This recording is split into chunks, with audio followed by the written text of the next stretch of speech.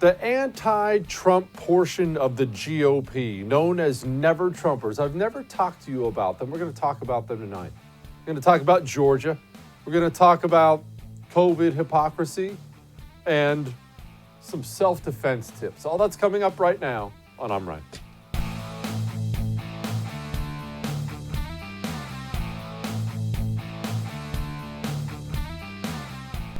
Never Trump.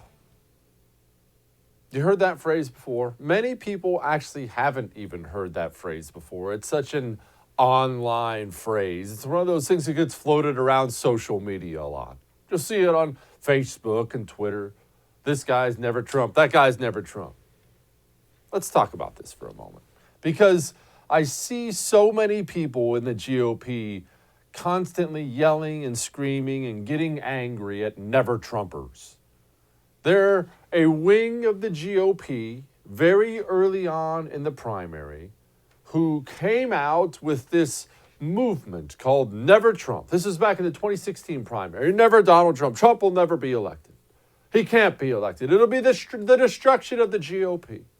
And it was all these famous pundits and radio guys and TV guys. Can't have Donald Trump. I know better. And this is the time when it first came out. This was the time where I hated Donald Trump. I was hardcore for Ted Cruz in the primary. I thought Donald Trump would govern as a complete leftist. I thought he'd be a disaster. But even then, when this group came out, I was never tempted to go that direction because I thought it was disrespectful to the people, to his supporters. Not Donald Trump himself. I didn't care about Donald Trump himself then. I remember, I didn't like him at all. But I thought, he has a lot of supporters. His supporters obviously have some kind of an axe to grind with the GOP if they're going with a candidate like that. Are we really going to talk down to people like that? We're going to lecture people like that? It was never for me. Then Donald Trump gets elected president, does a real nice job. I came around about the first year. This guy's all right. This guy's hurting the people I want hurt, helping the people I want helped. He's looks like he's on my team. All right, good for Trump. However, so many of these never Trump types, they went completely the opposite direction. It went from being Donald Trump is bad for the GOP. Donald Trump is bad for conservatism.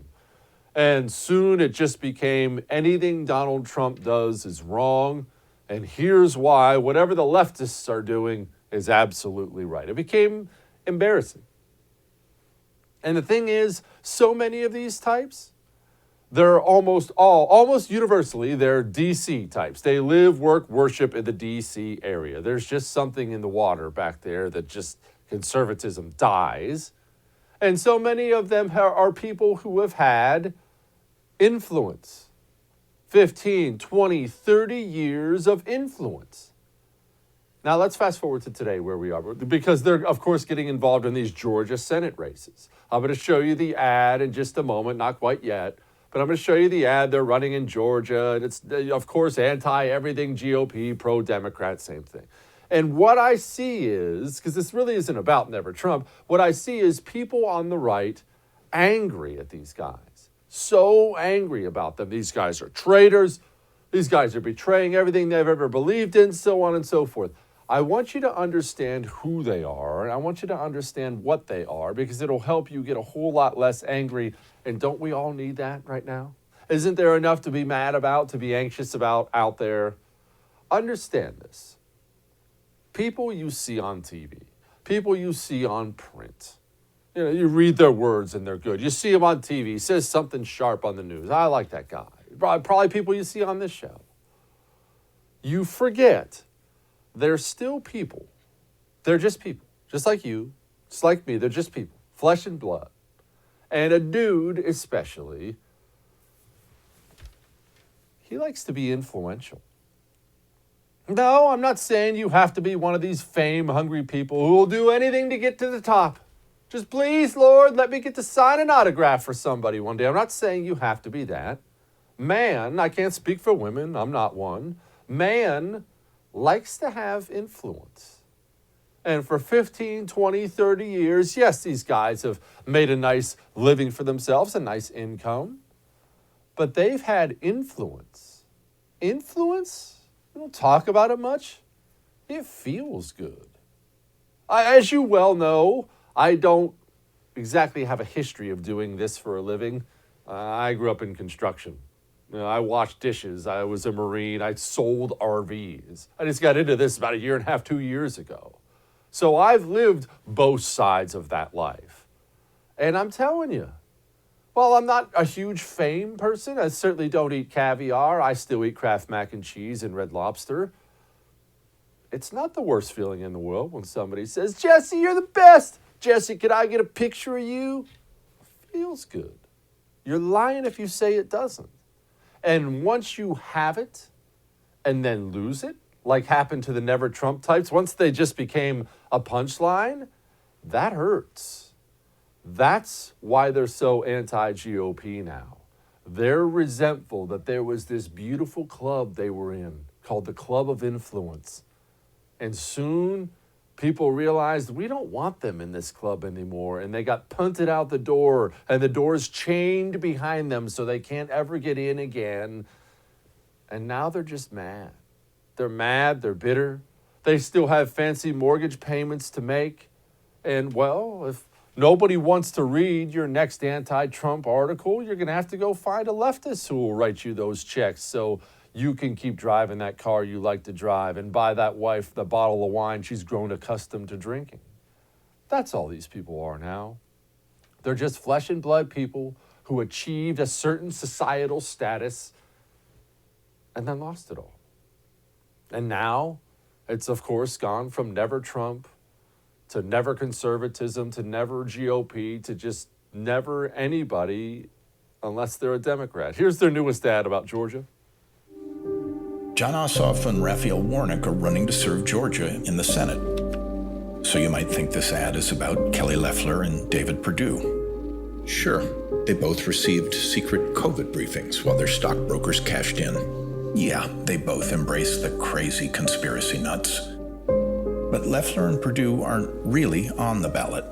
No, Jon Ossoff and Raphael Warnock are really running against Mitch McConnell. If Mitch elects his pet senators, it's 4 more years of what we just voted out. McConnell will block COVID relief for Georgians, stop Joe Biden from appointing qualified doctors and scientists to fight this pandemic.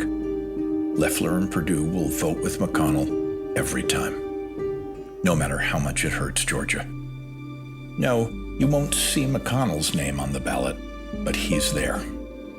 The Lincoln Project is responsible for the content of this advertising. I'm sorry, I don't mean to laugh. The music always gets me in those campaign ads that are supposed to be dark. It's so cheesy, it's stupid. So yes, that's a group of former Republicans trying to do the principled thing now. But let me just clarify. I just wanted to say all this to say, forget about the Never Trump guys. They're just a bunch of has-beens, and that hurts. Now, Donald Trump's out there getting involved, voicing his support for Georgia. Quote, no, the 2020 election was a total scam. We won by a lot and will hopefully turn over the fraudulent result. But we must get out and help David and Kelly, 2 great people. Otherwise, we are playing right into the hands of some very sick people. I will be in Georgia on Saturday. I'm glad he's getting out there. And let me tell you, this matters a lot. Remember something. Remember, I hear a lot about all the great things Donald Trump did during his presidency. I've told you about so many of those things. I like his presidency. But maybe the greatest thing he did that we don't even get the full, we don't get the full breadth of yet, all the judges that were put into place, our kind of judges, yours and mine, those judges don't go there unless we have the United States Senate. Yes, it looks like that Joe Biden's going to be president for 4 years. It looks like Nancy Pelosi's going to be Speaker of the House, although narrowly for 4 years. We really do not want these people to have total control for 4 years. We are all in on Georgia right now. Tom Cotton had this to say.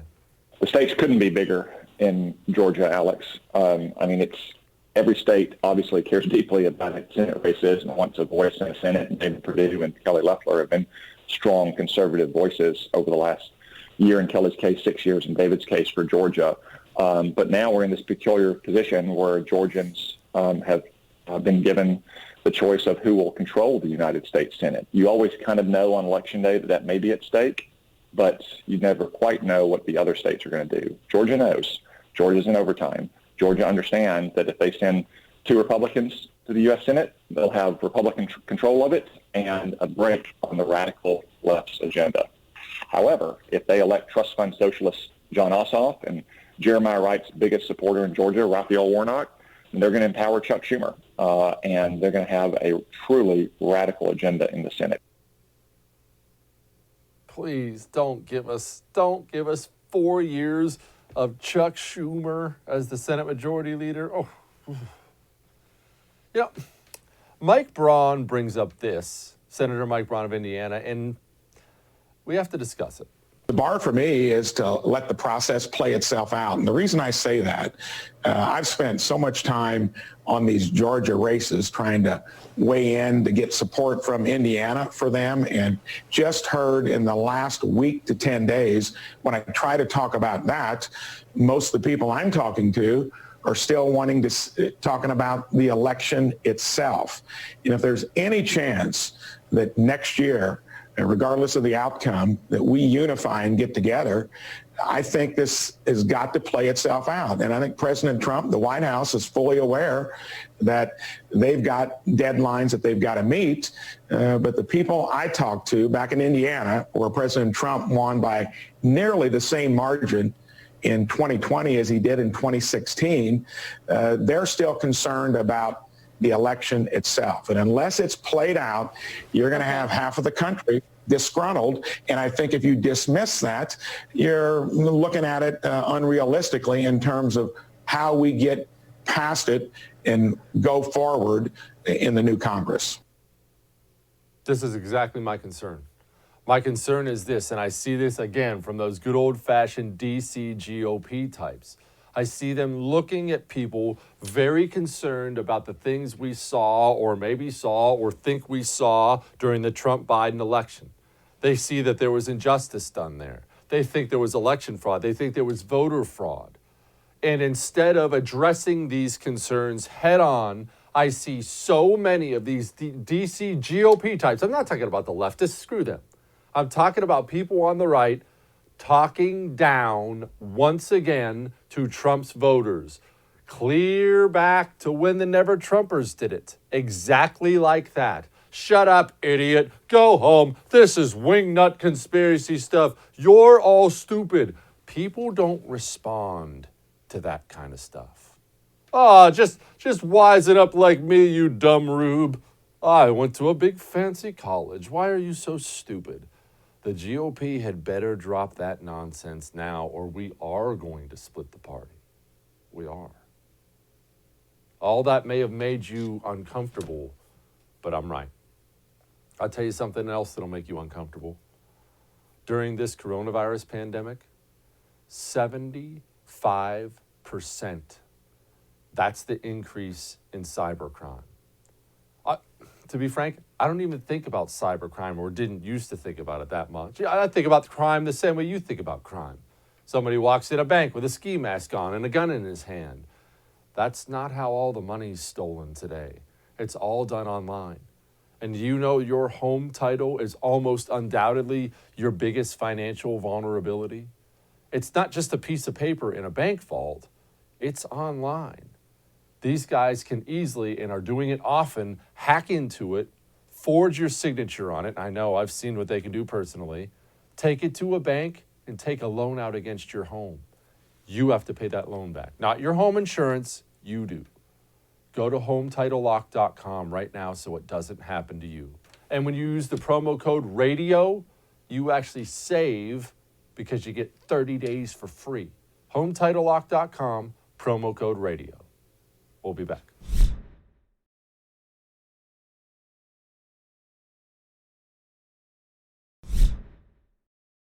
There's an uncomfortable truth out there everybody knows and nobody wants to talk about. You know it. I know it. Republicans know it. People in the media know it. Everyone knows it. Nobody wants to admit it. But here's the truth. You show people what you believe.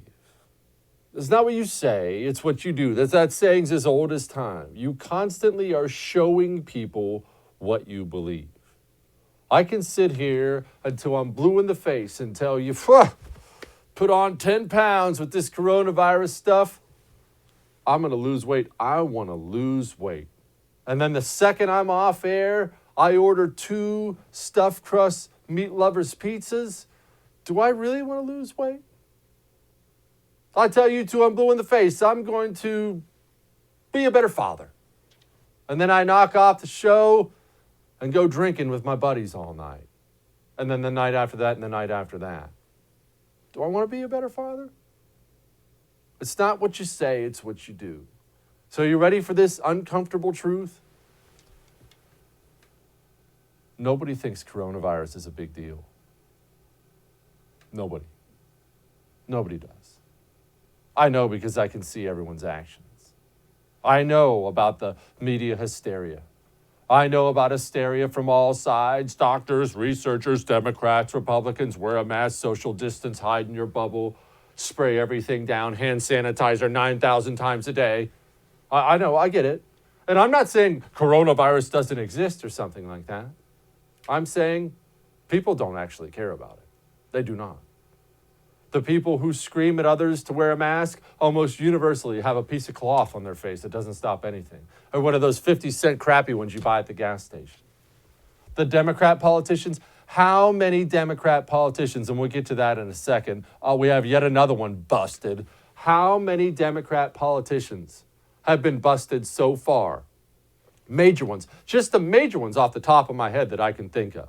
Busted, violating the same rules they lecture you about. Well, Biden and Harris have both been busted. Let's start there. Cuomo of New York, remember, he's all about wear a mask, social distance. What are you doing? What do you know? 5 seconds later, he's photographed at a party, no mask, shaking hands, patting people on the back.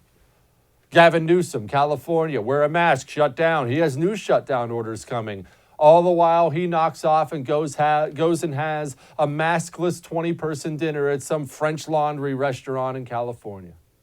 Lori Lightfoot of Chicago, you better not go to the salon. Don't go to the salon. Don't you care about your fellow man? What do you know? 5 seconds later, she's getting her crew cut done.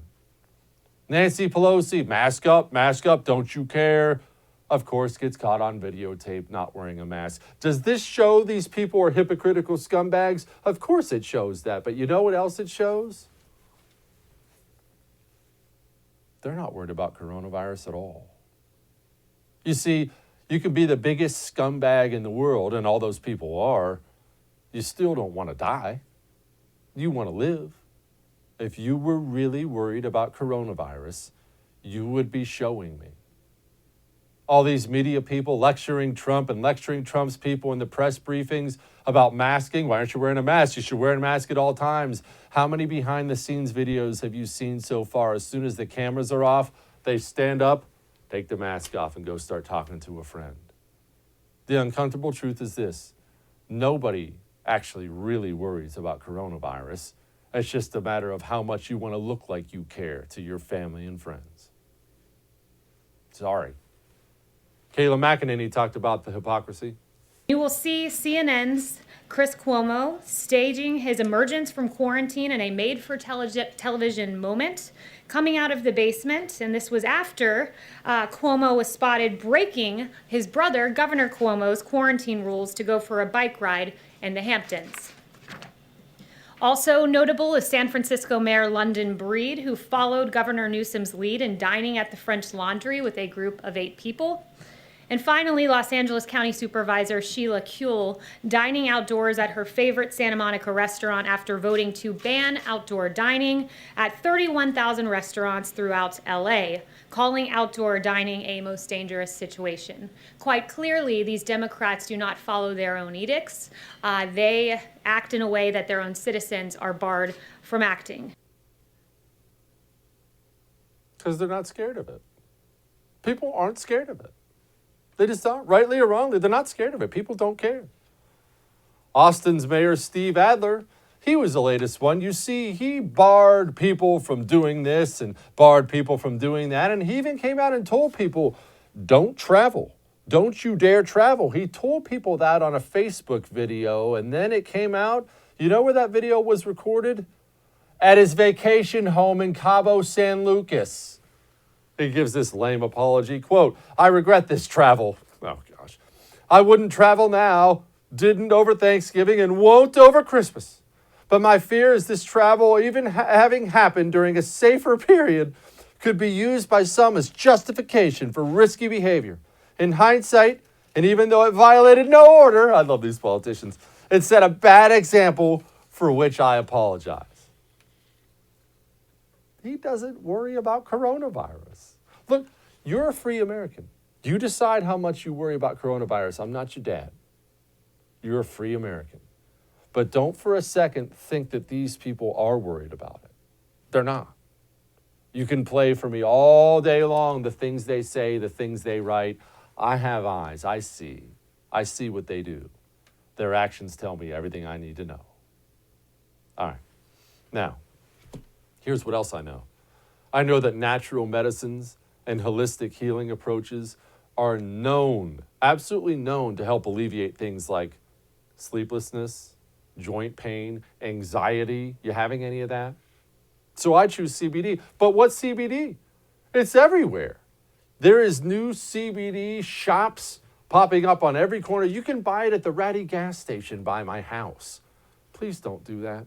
All CBD is not the same. They're all not going up to the same CBD barrel and pouring some out. Doctors trusted CBD. They researched the whole industry so they could make sure that you only buy the best CBD products. That's why they teamed up with Be Best Organics, which is made in America. Go. DoctorsTrustedCBD.com. Use the promo code Jesse. That gets you free shipping and 10% off. We'll be back. Joining me now, host of This Is My Show with Drew Berquist. Drew, first of all, I want to keep things awfully current on this show, so I wanted to ask you, as a former CIA counter-terrorist super spy type, how much truth is there in that MK Ultra stuff? Did you people really give a bunch of people LSD?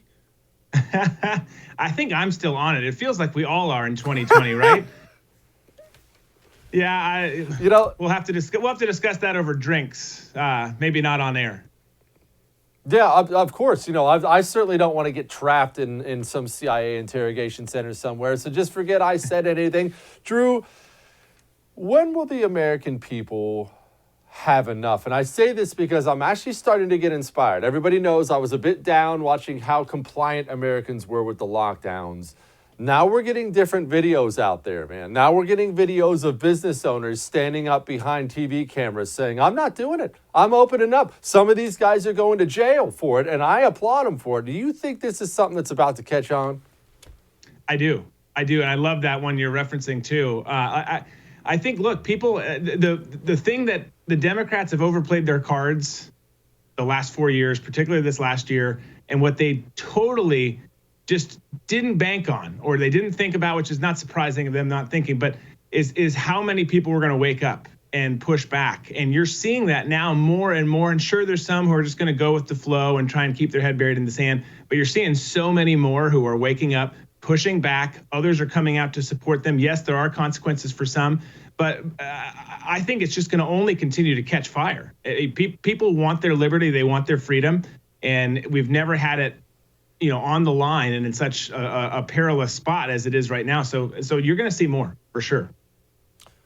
Drew, the debt train. I feel like no one ever wants to talk about it. Nobody wants to talk about it because everyone loves a new spending bill. I need new stimulus. I need everything. Everything's multi-trillion now, and nobody thinks about it. Is there really a way of thinking within the Beltway that this debt thing can just go on forever? Because it seems like that's how they think now. Oh, I think they totally think that way. They'll come up with some sound bites. They'll make some statements here and there saying how it'd be nice to fix this. We're going to work on fixing this. But none of them know how to fix it. And they're really not that committed to fixing it, or we'd be making some form of progress there. And look, I'm no economist. I'm no doctor. I'm no anything really special. You know that about me. But I do. There's got to be something better that we could do to make a dent in it, start going back the other direction rather than just piling onto it. But I don't think that there's people that are really legitimately, genuinely committed to fixing that issue. Drew, I think I join everybody watching my program right now in noticing a bit of a different background for you than normal. It's December 3rd, according to my watch. Let me make sure I have that right. Yeah, I got December 3rd. Don't you think that's pulling the trigger a little bit early on the Christmas lights? I don't. It's 2020. It's been a miserable year, an awful year for all of us. We're all going to get coal in our stocking, so let's just try and celebrate and get some wins. So we decorated the set a little bit early. I'm not ashamed of it. We've had it up since I guess Tuesday, the 1st, and we're just rocking it out. We're rocking it out. There's been some good compliments. There's been some hate for it, but whatever. It's Christmas. We all hate each other now. It's America. That's just the way we do things. That's the way we do things. We actually are seeing, speaking of hating each other, a surprising amount of animosity right now with Joe Biden and Joe Biden's transition team. And we're seeing the hard left wing of his party give him no honeymoon period already. The AOCs, the Ilhan Omars of the world, they're already getting really loud about not liking this and not liking that. If this is going to become a thing, them chirping at each other, I am just here for it. Yeah. No, absolutely. Well, you've even seen them. You've seen the squad come after Obama, their prized man this week, with his defund the police, kind of walking some of that stuff back. So it's really interesting to see, there's lots of accusations that the conservative party's fighting each other right now. We are to a certain extent, but the other side is too. So, we're really at this point where both parties are tearing each other apart. It's pretty remarkable to sit back and watch, but that is of particular interest because they are not going to let him be a moderate. They're going to push hard, and they're really, really loud, and they've got a lot of influence, sadly. So it'll be interesting to see how that plays out. Do you think Joe Biden, now obviously I'm not asking if Joe Biden has the strength to fend off his left wing. I think we all know the answer to that. But he does have himself now, it seems to be firmly surrounded by Obama's people. Do you think they have enough strength to hold off that left flank and tell him to shut up and go home? Or are they fighting a losing battle? I don't, time will tell. My sense is it'll probably be somewhere in between. They'll probably get some wins.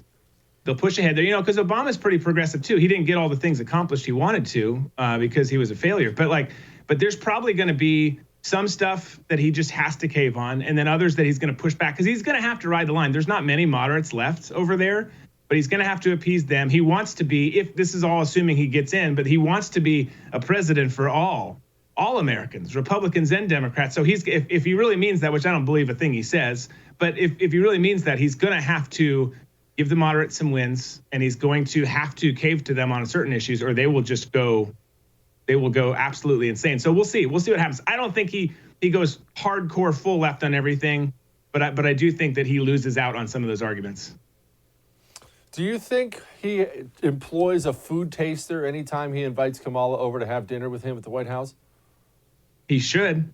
It's remarkable that he's trusting her to be in that spot. I don't think he had a say in it, but yeah, absolutely.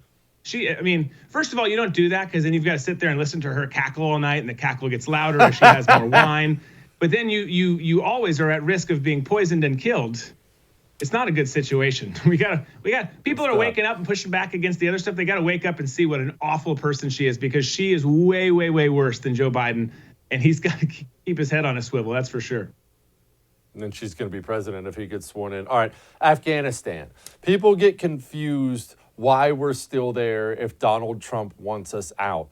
Is it as simple as the commander-in-chief saying, get out and be out by tomorrow? And if it's more complicated than that, explain why it is.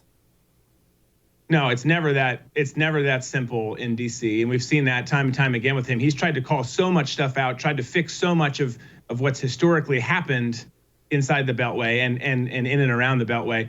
But there's so much at stake for these, whether it's contractors, whether it's, and in terms of leadership at the contractor level, I do, but in terms of people who are actually going out, just like you can criticize the FBI, you can criticize the CIA, whoever, most of the people on the worker bee level are good Americans. Same thing with contractors. But when it comes to defense contractors, big money, lobbyists, all this kind of stuff, there's a lot more behind the scenes that's going on as it pertains to wars and conflicts overseas. So a lot of people are wanting to get their bread buttered, and you can't do that if we're not in a fight. So as much as he is the commander in chief, he's gotten so much pushback everywhere else. It's just not that easy.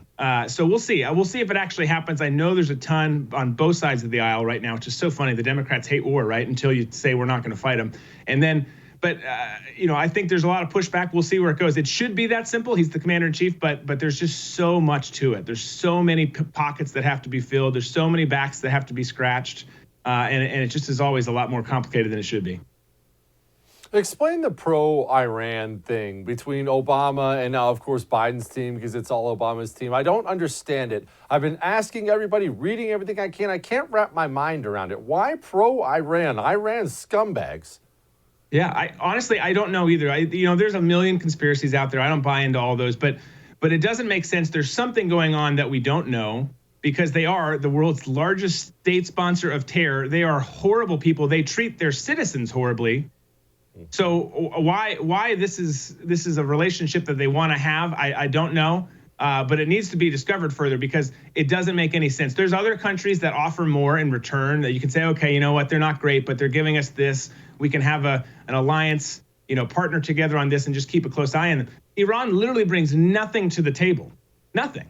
Like, you can say we want to stop them from starting World War III and going after Israel over there, but that literally there's no reason to have a relationship. It's peace through strength. We just need to continue to put them in their place. They're small beans.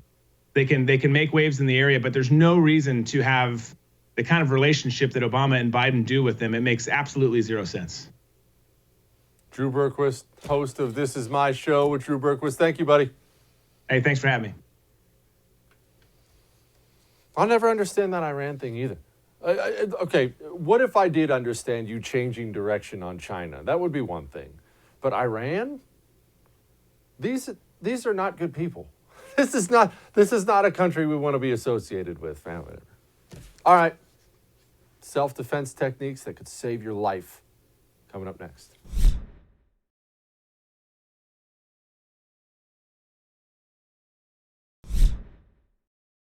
Joining me now, senior columnist and associate editor for PJ Media. He's also a stand-up comedian, Stephen Cruiser. Stephen, I've talked tonight for the very first time. I've never even mentioned the whole Never Trump faction thing on my show before. It's just not something I think about often. But I see people angry that they're now running anti-GOP ads in Georgia. And I just simply explained to everyone, these are just bitter dudes who've been tossed out of power, and men, all men, you and I included, like to be influential, and they're bitter about it. Well, they're really bitter now because, they've been useful idiots for the last 4 years, and now they're no longer useful to the Democrats. So the Democrats wasted no time in letting them know, okay, we're kind of done with you. I think it was like 3 days after the election that Rashida Tlaib or Ilhan Omar, somebody went after Rick Wilson. So they're in this weird limbo right now. And, these guys are really good professional grifters. I don't doubt for a moment they can milk some more money out of people somewhere out there right now. But the idea that they think that they're going to come back to the GOP and take over what is now very much Trump's GOP, it's just so laughable. It shows just how out of touch they've been for the last few years. Stephen, I have a problem with it. Look, I have no problem with whatever people think about election fraud. I have no problem if people think there was tons of it. I actually don't have an issue if you think there was none of it or a very small amount. I do, however, have a big problem with the DC pundit class talking down to everybody who was very concerned about everything we've seen. It's the same lectures I've seen 1,000 times, and you know you have too. Just be quiet, idiot, and let us smart people handle things. Yeah, it's that whole rubes from the hinterlands approach they've had ever since the beginning of the Tea Party movement. That's the way they've been talking to us since then. And, bless their hearts, they're not aware of how many times they've been wrong about everything since 2009. And I'm talking about the Republicans here right now. Obviously, I'm not even talking about the Democrats. It's that like they hold the keys to some sort of special knowledge. That's the way they act about it. Like they're the only ones who could possibly know it because they're in the Beltway, and that's where the magic towers are, and that's where Merlin works, and that's where all the magic happens, and we couldn't possibly understand it, and it's crap. What is it about DC? Look, I lived there for a year, Stephen, and I'm telling you, geography is such a powerful thing. I'm really waking up to it. Almost every friend I have who lives outside of the Beltway manages to keep his or her head on straight. And the second they go there, it just melts into goo. Is it the parties? Is it in general your cultural environment having such an influence on you? What is it? We call it a bubble because it really is a bubble. It's like it's more of a bubble than any of the media bubbles, like say in Los Angeles or New York even. And they get in there, and there's this whole go along to get along attitude that starts to happen after a while, where they're not really. People talk about the ultra partisanship of DC. It's not ultra partisan. The Republicans and the Democrats are hanging out at happy hour every night. That's all they care about. That's all they care about is being cool with each other, inside the Beltway. And so every time I have a friend who moves there, I say, please don't stay long. Just commit to yourself. It's only going to be a couple of years, because your brain will get completely warped after a while. My daughter started talking about going into politics at one point a couple of years ago, and I just put my head in my hands, and she said, what? And I said, if you move to DC, I might have to do an intervention. I don't know if I can let my kid move there. What are we thinking about Georgia? I think this stay out of Georgia to punish the GOP thing is very odd. I don't get it at all. I don't understand where they're coming from. But where are we at on this? I'm all in for Georgia. I don't want Chuck freaking Schumer to be Senate Majority Leader. I can't deal with that. No, and I wrote in my morning briefing this morning, that's exactly what I addressed. And I was like, everyone I know in Georgia isn't on board with the boycott stuff. Everyone I know in Georgia is a Republican. I have friends, relatives. They're not on board with that. So I still can't help but think that a lot of this is just left-wing, never-Trumper media noise where they're trying to make us think every Republican in Georgia is like this. What Sidney Powell said yesterday didn't help. I think it's insane. I think, there's no way you prove anything by letting Schumer have the Senate. And we need both of those seats too. We don't just need one for the majority. We got to be what I call outside the margin of Romney now, because you can't discount that he's going to stab the Republicans in the back whenever he can. So we need both of those seats. So people need to vote there. My podcast tomorrow, our buddy Schlichter is joining me. We're going to rail against this boycott nonsense. That's what we're going off on. So yeah, it's lunacy to sit there and think you're going to make a point by letting the other guys win. Greg Abbott, governor of Texas, just made a big announcement yesterday. He was all excited about it. And a lot of my friends are very excited about it. Hewlett-Packard, they're relocating from San Jose, California to Texas. Them and their 2,600 employees. And I saw it. I wasn't excited at all. I love jobs and wealth as much as the next guy. But tell me how those 2,600 people are voting when they get here. I don't understand this movement to constantly bring people in from places like California. Well, you know very well how things went down in Arizona now in the last several years. I mean, I'm a native. I remember when I was a kid and a young adult and I first started in activism, this was the reddest place on earth.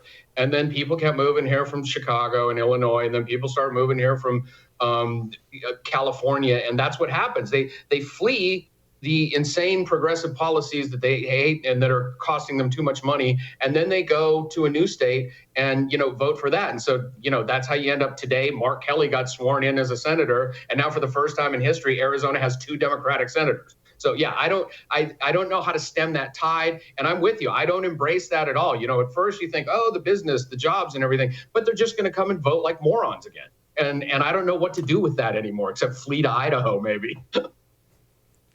Why do they do that? I've always wondered this so much, because you're right. That's exactly what happens. They vote Democrat, vote Democrat, vote Democrat, or weenie Republican. And then they wake up 20 years later screaming about their tax bill, screaming about the cost of living, and they bail and go to a red state and then start doing the exact same thing again. Is this just a people never blame themselves thing? Is it just that simple? It's partially that and the fact that I think that the Democrats especially are so good at the macro messaging, the big stuff that really doesn't mean anything, but it sounds good and it's feel good. And they buy into that and they don't ever think about, okay, how is this affecting my family, my wallet? I don't think anybody breaks it down like that. And I think whenever you meet someone from the other side and you start breaking it down like that, that's when you start having a conversation with them.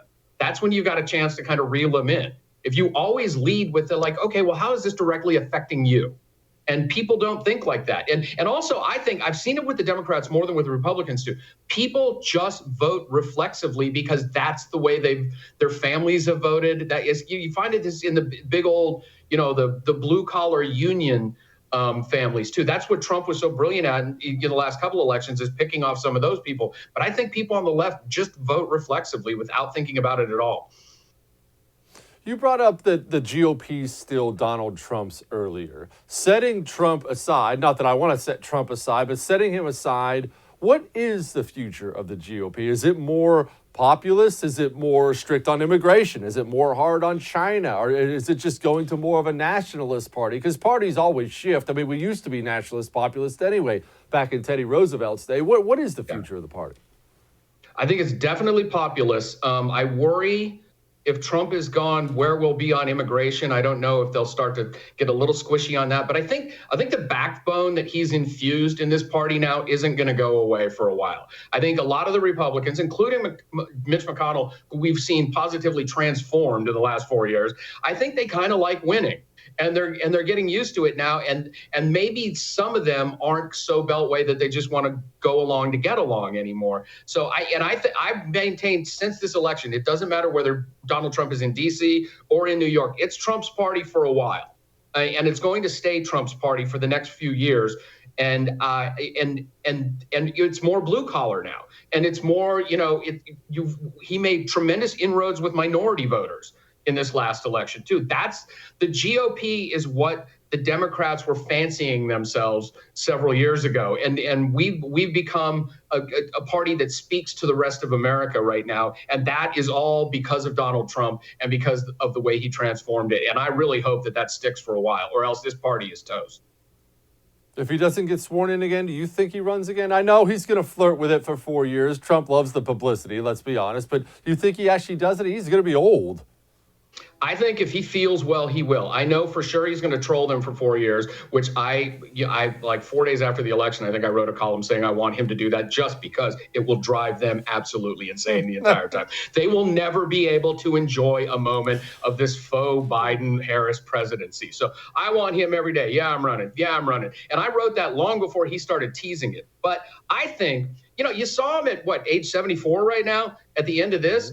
He's running circles around everybody younger than him. He did not have the energy of a 74-year-old man. He had the energy of a 44-year-old man at the end of that election. So I think if he feels well, and now that we've already, if Biden gets sworn in, he's going to be the same age that Trump will be in 4 years. So it's not going to be that age isn't going to be such a sticky thing anymore. So I think there's going to be the big tease just for the heck of it. And then he reassesses in 2021, and if he's feeling good, I think he's on it, because all the money will go to him right away. Stephen Cruiser, thank you, my man. Thank you. Always fun. Don't forget, we have a self-defense video coming up. It may save your life. Hang on.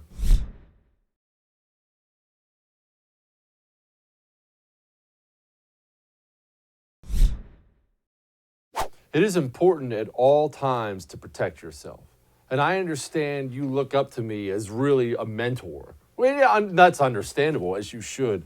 So from time to time, I think it's important that I give you some knowledge on how to best defend yourself. I dug up this video. You sit back and learn from these techniques.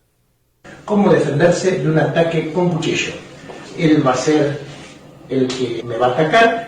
Por supuesto, yo voy a ser el que se va a defender, ¿sí? Del ataque con cuchillo. El primer ataque va a ser yo bloqueo. Ahora, te voy a atacar. Sí, ataque. Ahí va, yo bloqueo. Bloqueo, paso por abajo y... ¡Ay, pará! ¡No! ¡Ay, cruz! Ya, cruz, ahí. ¡Ay, no!